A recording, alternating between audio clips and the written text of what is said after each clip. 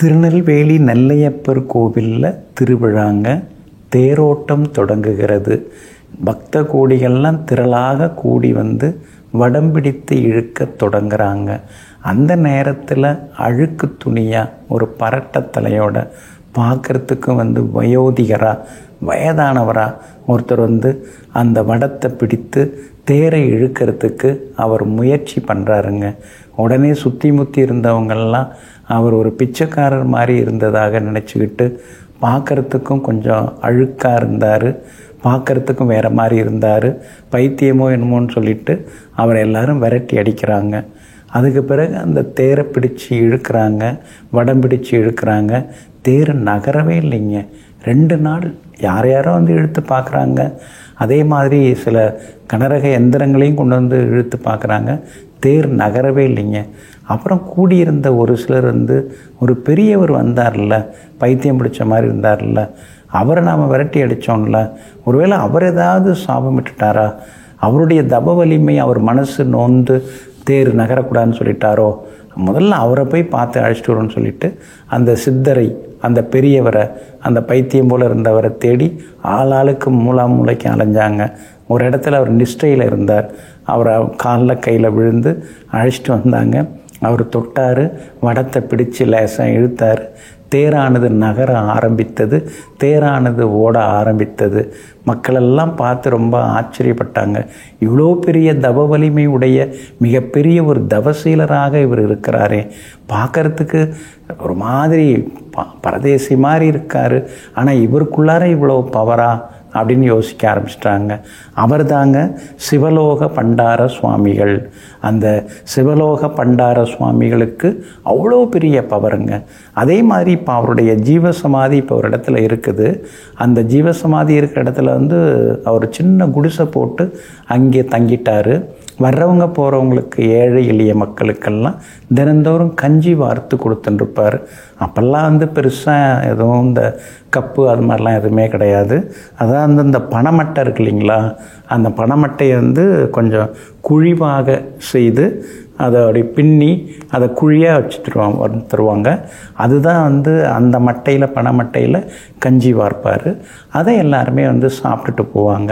வர்றவங்க போகிறவங்க, ஏழைப்பாழை எல்லாமே. இதெல்லாம் ஒரு 600 வருஷத்துக்கு முன்னாடி நடந்த சம்பவங்கள். அவங்கெல்லாம் வந்து சாப்பிட்டுட்டு போவாங்க. அவங்க அந்த பனைமட்டை தானே, அதை சாப்பிட்டுட்டு அப்படியே தூக்கி எறிஞ்சிட்டு போவாங்க. அது அப்படியே உலர்ந்து காற்றில் எல்லாமே அடிச்சுக்கிட்டு பக்கத்தில் இருக்கிற அக்ரஹாரத்தில் போய் எல்லாம் விழும். அது அக்ரஹாரத்தில் தெருவில் விழுந்தால் பரவாயில்ல, சிலர் வீட்டு வாசல்லே போய் விழும். இதெல்லாம் பார்த்து அந்த அக்ரஹார வாசிகள் வந்து இந்த சித்தர் இவர் தான் வந்து இந்த வேலையை பண்ணின்னு இருக்காரு, இவரை முதல்ல இங்கேருந்து நகர்த்திட்டோம்னா இந்த மாதிரி இந்த குப்பை குளம்லாம் அக்ரஹாரத்துக்குள்ளே வந்து விழாது அப்படின்னு நினச்சி அவருடைய தங்கியிருந்த அந்த குடிசைக்கு தீ வச்சாங்க.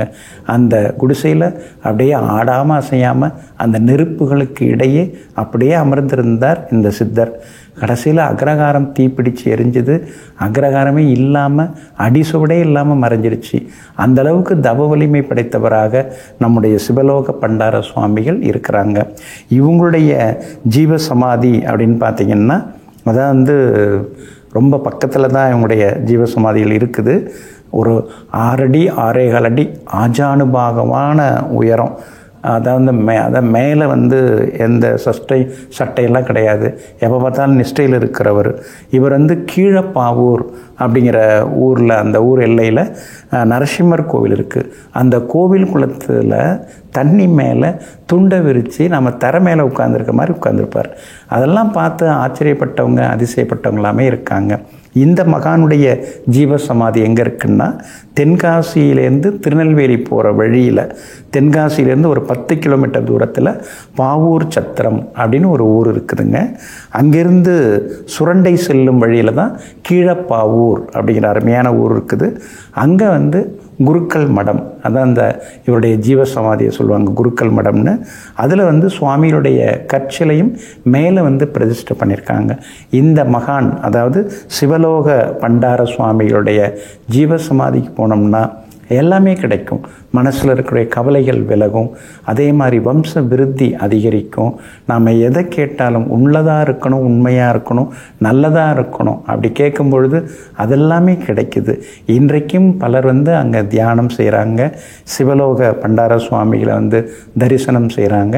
அவங்களுக்கு கேட்டதெல்லாமே கிடைக்குதுங்க. நீங்களும் ஒரு முறை போய் வாருங்கள், எல்லாமே கிடைக்குங்க. நெஞ்சிற்கினியவர்களே, வியாழக்கிழமை ஆகிய இன்றைய நாள் மகான்கள், யோகிகள், தவசிகள், மகரிஷிகளின் பேரருளால் வெற்றி திருநாளாக உங்களுக்கு அமையட்டும். மீண்டும் நாளை காலை சந்திப்போம். நன்றியுடன் உங்கள் ஜோதிட முனைவர் KP வித்யாதரன். வணக்கம்.